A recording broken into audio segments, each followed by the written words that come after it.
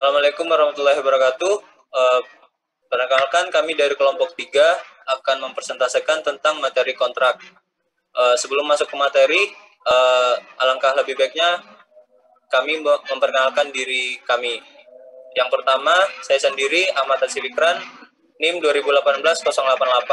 Kemudian ada Galan Octavianur, NIM 055, Andara Hana Syahbana 074, Zuliansa Putra Pratama 084, Galip Chandra 087, Abdurrahman Ali Farhan 089, Farhan Syahrianur 092.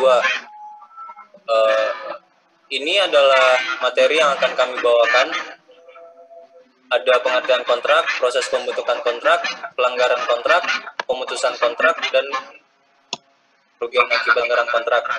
Habis itu ada jenis kontrak berdasarkan pengaturan penggantian biaya, metode kontrak pada proyek konstruksi, ada dokumen pelelangan, dokumen tender, dokumen kontrak, dan dokumen proyek. Langsung saja ke materi pertama, pengertian kontrak. Kontrak sendiri adalah pengikat atau pedoman dalam proses kerjasama antara berbagai pihak untuk mewujudkan tujuan dari persetujuan yang telah disepakati. Kemudian, hal yang berkaitan dengan proses pembentukan kontrak itu ada dua, yaitu kontrak dapat terbentuk bila ada dua belah pihak atau lebih telah saling menyetujui untuk mengadakan suatu transaksi. Kemudian, transaksi terjadi bila ada penawaran dan penerimaan.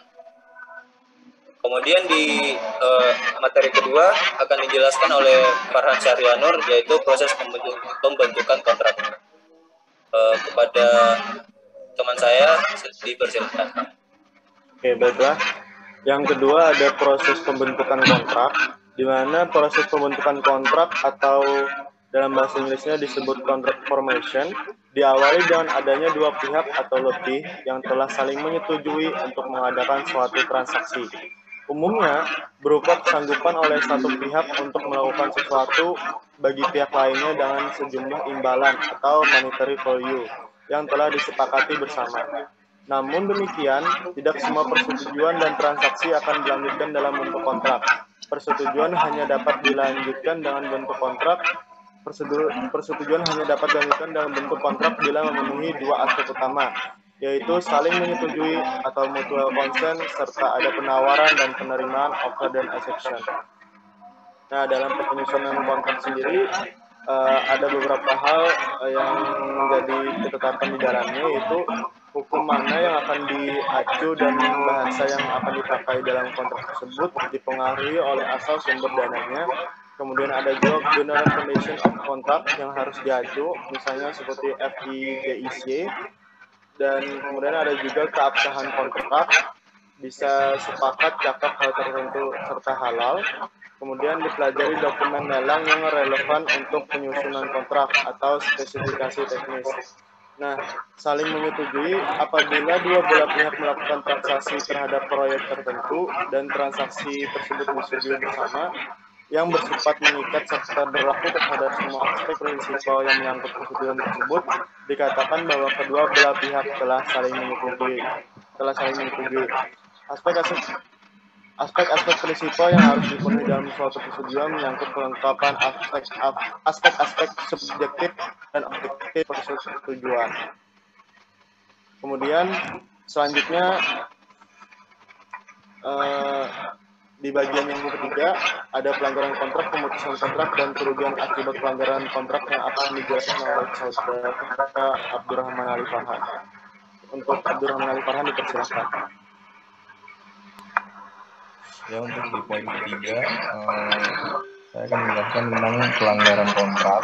Yang pertama, terus yang kedua ada pemutusan kontrak, dan yang terakhir kerugian akibat pelanggaran kontrak. Pelanggaran kontrak yang dimaksud dengan pelanggaran kontrak itu pelanggaran terhadap suatu atau lebih persyaratan yang terkandung dalam kontrak dengan konsekuensi yang harus ditanggung oleh pihak yang bersepakat. Dalam proyek konstruksi selalu terjadi pergeseran terhadap faktual pelaksanaan kontrak. Hal ini disebabkan oleh karakteristik proyek tersebut dan juga aksi atau reaksi dari pihak-pihak yang telah bersepakat dalam kontrak terjadinya pergeseran tersebut. Tidak semuanya dikategorikan sebagai pelanggaran kontrak, tetapi harus ditinjau secara detail situasi dan kondisi yang menyebabkannya. Pelanggaran kontrak akan terjadi jika pihak-pihak yang bersepakat melakukan pelanggaran terhadap satu atau lebih persyaratan yang terkandung dalam kontrak dan konsekuensinya harus ditanggung oleh pihak yang bersepakat dan merujuk pada kadar pelanggaran yang terjadi. Konsep penilaian terhadap kadar kontrak. Pelanggaran kontrak dapat dikelompokkan menjadi dua, yaitu pelanggaran material dan pelanggaran imaterial. Yang kedua, balik dulu ke slide. Ada pemutusan kontrak. Pemutusan kontrak yaitu siklus hidup sebuah kontrak akan terjadi dengan berakhirnya kontrak. Pada umumnya, kontrak dilengkapi dengan klausul-klausul mengenai pemutusan kontrak. Pemutusan kontrak dapat terjadi dengan sendirinya, by default, atau karena pertimbangan lain yang menyebabkan kontrak berhenti sebelum saatnya. Pelaksanaan suatu kegiatan atau pekerjaan dengan semua pemenuhan persyaratannya, baik secara teknis maupun administrasi, secara otomatis mengakibatkan kontrak selesai. Namun demikian, jika dalam proses pelaksanaan terjadi kegagalan bersifat material yang dilakukan oleh kontraktor, yang oleh pemilik dapat dinilai membahayakan kelangsungan atau penyelesaian, seperti yang tercantum dalam kelas lain memutuskan kontrak, maka dapat terjadi pemutusan hubungan kontrak melalui pemberitahuan singkat atau bahkan tanpa ada pemberitahuan terlebih dahulu kepada kontraktor. Balik lagi ke slide yang tadi. Nggak usah diganti. Yang ketiga ada kerugian akibat pelanggaran kontrak. Dalam pelanggaran kontrak selalu ada pihak-pihak yang dirugikan berhak atas penggantian kerugian atau kompensasi yang dialami akibat pihak lain yang melakukan pelanggaran kontrak. Perhitungan dapat dilakukan dengan berbagai metode perhitungan penggantian dasar, yaitu biaya penyelesaian, selisih nilai, dan liquidated damage. Slide yang tadi nggak usah diganti-ganti, balik kanan. Nah, di sini pelanggaran kontrak dibagi menjadi dua, yaitu pelanggaran material dan imaterial. Pelanggaran yang menyangkut aspek-aspek vital dari suatu perjanjian sehingga mengakibatkan pada pemutusan hubungan kerja. Nah, yang kedua ada imaterial, pelanggaran yang menyangkut aspek-aspek yang kurang penting dari suatu perjanjian dan biasanya berakibat pada pergantian kerugian finansial atau tidak sama sekali. Selanjutnya, pemutusan kontrak. Ini penyebab dari pemutusan kontrak. Yang pertama, dengan sendirinya atau by default. Pelaksanaan atau kegiatan pekerjaan dengan semua pemenuhan persyaratan baik secara teknis maupun administrasi secara otomatis mengakibatkan kontrak selesai. Yang kedua itu disebabkan oleh hal-hal tertentu. Pelaksanaan terjadi kegagalan bersifat material yang dilakukan oleh kontraktor atau pemilik yang dapat dinilai membahayakan kelangsungan dan penyelesaian pekerjaan. Seperti yang tercantum dalam peraturan mengenai pemutusan kontrak, maka dapat terjadi pemutusan hubungan kontrak melalui pemberitahuan singkat atau bahkan tanpa pemberitahuan terlebih dahulu pada kontraktor. Selanjutnya,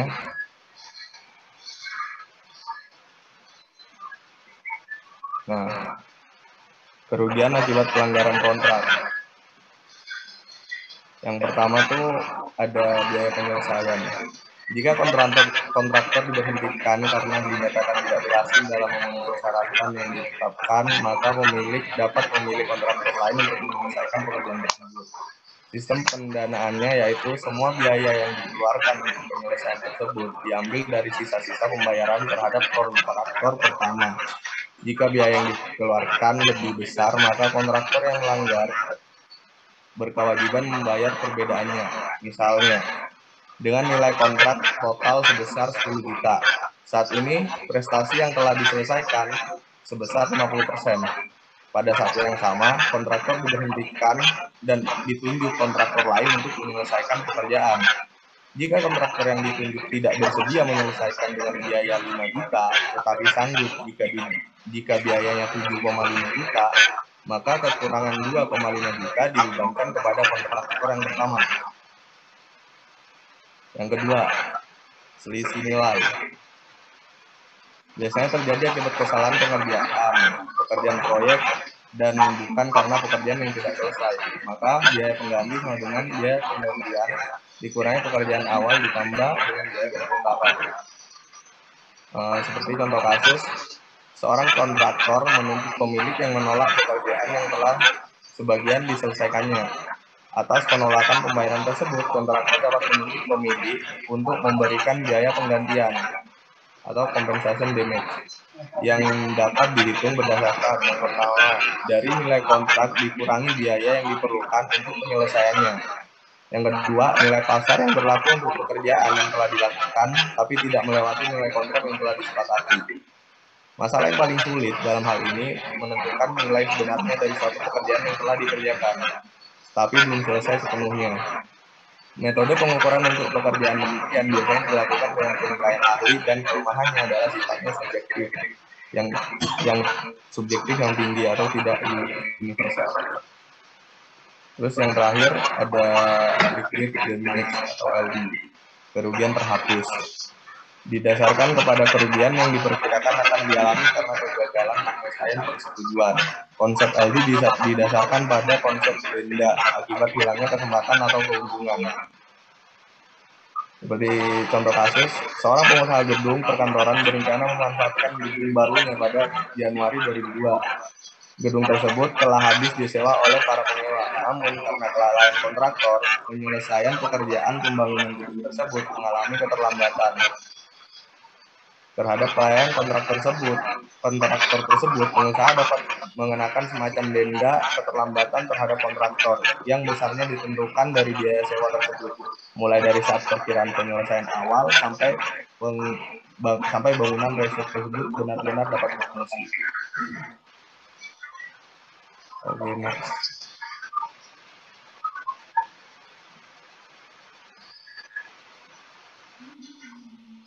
Selanjutnya, poin keempat, jenis kontrak berdasarkan pengaturan penggantian biaya. Akan dijelaskan oleh teman saya. Ya, yang keempat ada jenis kontrak berdasarkan pengaturan penggantian biaya. Yang pertama ada next slide next. Yang pertama ada kontrak harga satuan, yang kedua ada kontrak biaya plus jasa, yang ketiga ada kontrak lump sum.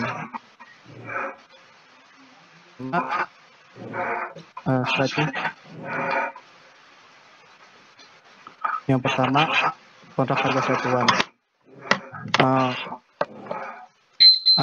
merupakan penilaian harga setiap unit pekerjaan telah dilakukan sebelum produksi dimulai. Misalnya kita membeli harga sekian, itu nanti ditotalin berapa volume bangunan yang mau dicat gitu. Terus pemilik telah menghitung jumlah unit yang terdapat dalam setiap elemen pekerjaan. Misalnya pemilik ini ingin punya pagarnya seberapa panjang gitu. Terus yang kedua ada kontraktor hanya perlu menentukan harga satuan yang akan ditawar untuk setiap item pekerjaan dalam kontrak. Terus yang ketiga ada biaya overhead dan keuntungan harus telah diperhitungkan dalam item penawaran. Next. Terus ada metode tidak seimbang. Maksudnya dalam metode yang dipakai kontraktor dalam penawaran harga satuan tanpa mengubah harga keseluruhan. Ini maksudnya kayak misalnya kontraktor itu mungkin bisa melebihi sedikit gitu, harganya dilebihin sedikit untuk keuntungan. Terus mengapa metode ini dipakai oleh kontraktor? Yang pertama, untuk mendapatkan keuntungan dari beberapa aspek proyek. Yang kedua, agar kontraktor dapat mendistribusikan biaya pelaksanaan proyek menggunakan dana dari pemilik. Next. Terus yang kedua, kontrak biaya plus jasa. Kontraktor akan menerima pembayaran atas pengeluaran pengeluarannya ditambah dengan biaya overhead dan keuntungan. Terus penentuan fee untuk kontraktor, yang pertama ada cost plus fixed fee. Itu maksudnya tipe kontrak yang biayanya dapat dibayar kembali, di mana pembeli membayar kembali kepada penjual untuk biaya yang diizinkan penjual, atau biaya yang diizinkan sudah ditetapkan dari kontrak. Dan penjual memperoleh keuntungannya jika ia bertemu dengan kriteria performa yang diinginkan. Terus yang kedua ada cost plus percentage. Maksudnya ini maksud dari cost plus percentage adalah penetapan harga yang ditentukan dengan jalan menambahkannya persentase tertentu terhadap biaya produksi atau konstruksi. Terus yang ketiga ada cost plus fee with maximum graded price. Kontraktor akan menerima kembali semua biaya yang telah dikeluarkan, ditambah dengan kompensasi yang besarnya berdasarkan persentase yang telah disepakati bersama. Next.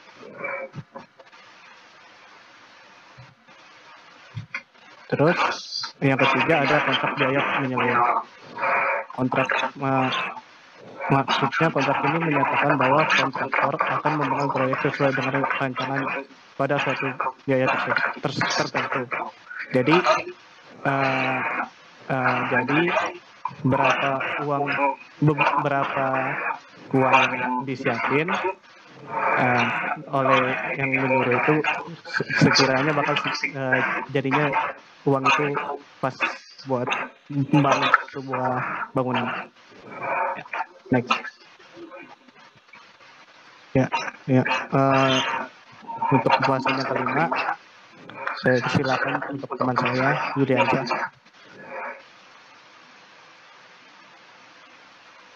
Yang kelima itu ada metode kontrak pada proyek konstruksi. Next. Nah, metode kontrak pada proyek konstruksi itu yang pertama itu ada metode kontrak umum, yang kedua metode kontrak terpisah, yang ketiga metode swakelola, yang kelima metode rancang bangun, yang kelima itu metode manajemen fungsi profesional. Nah, metode kontrak umum yaitu kontrak yang dibuat antara pemilik, konsultan, dan kontraktor. Nah, pada proyek pemerintah biasanya menggunakan metode ini. Nah, pengumuman lelang hingga pengumuman pemenang. Nah, next slide. Metode kontrak terpisah. Nah, metode kontrak terpisah pada setiap kontraktor pada setiap tim pekerjaan. Nah, metode ini mementingkan profesionalisme pekerjaan. Nah, ini pemilik memiliki manajemen konsultasi profesional.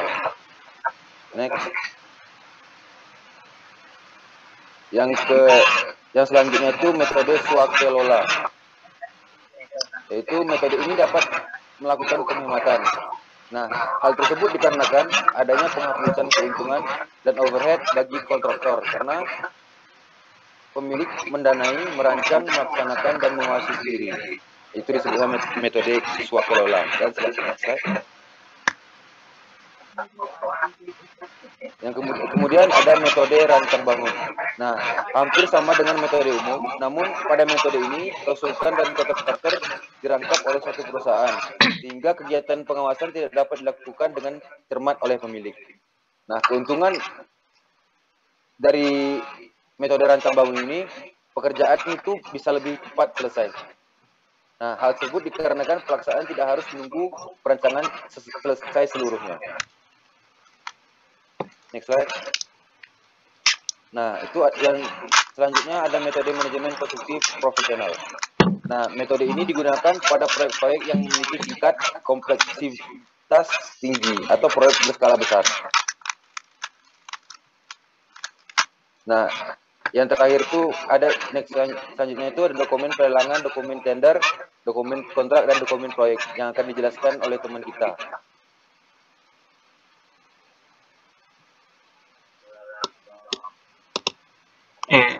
bentar ini di stop dulu ya. Ini PPT ini kok kurang anu ya. Gak cocok kayak materi ini anjir. Diperbaiki bentar wes. Di stop recordnya sih. Oke. Baik, terima kasih. Selanjutnya ada dokumen tender, dokumen kontrak, dan dokumen proyek. Nah, dokumen yang pertama adalah dokumen tender. Dokumen tender itu sendiri adalah semua dokumen yang disebutkan di atas ditambah dengan addendum. Addendum adalah hasil penjelasan pada waktu penjelasan pekerjaan yang dihadiri dari pihak owner, rekanan, panitia lelang, konsultan perencana, dan konsultan manajemen konstruksi. Kemudian dokumen tersebut dibukukan yang nantinya merupakan bagian dari dokumen kontrak yang mengikat. Selanjutnya dokumen kontrak. Nah, dokumen kontrak itu adalah kumpulan dokumen tertulis yang menjelaskan peranan, tanggung jawab, dan pekerjaan dalam kontrak konstruksi dan mengikat bagi para pihak yang berkontrak. Nah, pada tahapan penelitian surat penawaran yang masuk, kadang-kadang terdapat hal-hal yang perlu ditanyakan oleh pemilik atau owner kepada rekanan untuk mendapatkan penilaian yang sebenarnya terhadap dokumen penawaran dari para rekanan tersebut.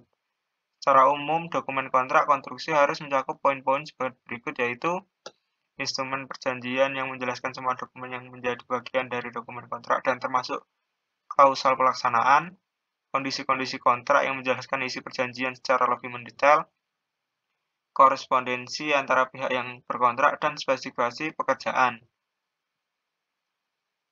Terus ada jenis-jenis komponen dalam dokumen kontrak.